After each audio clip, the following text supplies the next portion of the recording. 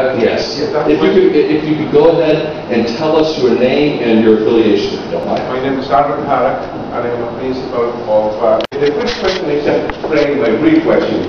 But I'm curious to know how many from foreign countries are in the audience now. If we can go ahead and get a show of hands if you're a government rep. Okay, one, but you are a panelist from the audience. No, I got 1, 2, 3 in the back, 4. Where are you from? Canada. Canada, okay. Good. Where's that? No, I'm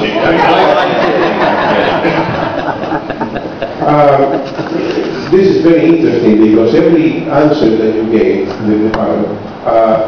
open a box of a million other questions that brings up to mind. But the reason is because the subject matter that we are talking about is the one that foreign governments, I mean, from South America and Central America will profit most than us that are common people are trying to settle the government, and it's very established procedure in the United States. So to begin with, I think the foreign government will profit more of this. But I want to bring the question as a follow-up to the first question that was posed, in regard to how can you apply all these concepts that you're talking about to the other governments? So Dr. McHugh, I assume he's asking you, okay? No, I'm following up on his question. I see, okay. And when I hear the responses that given definitions that are universally accord to all of that, I would challenge that because first of all these countries that we are talking about have a different history, different culture, and different, most important of all, different threshold for tolerance of violations to the same definition that you are giving. So how can you apply that to countries and societies where in the United States will be an error or a fault or illegal, in every country will be taken as a common daily occurrence, as the Chile's representative is, and probably Mexico will agree with that, and even Panama will agree with that. And I've been from Argentina originally, I can definitely say that it is so. So, is there any way to address that? Yeah, I would like to approximate. It's very complex, your question.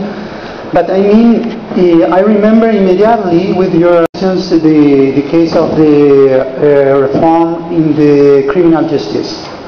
The criminal justice is very good example because of course the institutions are different in many countries, but the necessity to have procedures. Rational procedures give the possibility to open the access for the people with their interests, desires, convictions, etc. different is really important. And then I mean, it could be important for Chile, for US, for Europe, for Argentina, etc., etc., to find in this topic the procedures to have practices to improve the governance and to improve the better, more citizen participation of the social organizations in this issue. The contexts are different, but procedures are necessary in all contexts to do better the thing. My friend, it's happening, and you understand the Latin American countries rely in different levels from one country to another on loans from international financial institutions, and so it's in the best interest of these institutions, and it's happening from the World Bank, from the IADB, UNDP. You see them creating and promoting the conditions for reform. In what ways? Well, believe it or not, Latin American countries gather together. Government officials that work in the public procurement sector, we get together often, sponsored by these institutions, and we share our experiences. and we look at the things we have to do to move ahead. So it's happening. It's created reforms in some countries, it's created changes in others. And I believe that's good because nowadays governments in our countries, they want to loan from, let's say, the World Bank, for instance. I have brought it here. we have to use the bank's procedures to purchase it. So you can see the added costs. So it's a very good incentive for them to promote countries to reform their system so the country can use their own procurement system, right? And it's working. It's slow, but because we're in that learning phase, we just hope that our experience in Panama could also provide lessons as the same lessons we learn from other countries. So it's happening. It's happening. And then finally, Dr. Shaw. I think in response to your question, I would argue that we can all agree on the principles. You know, there cannot be hardly any difference between a Chinese and an American on the basic principle. But the institutions and processes we devise are our context dependent.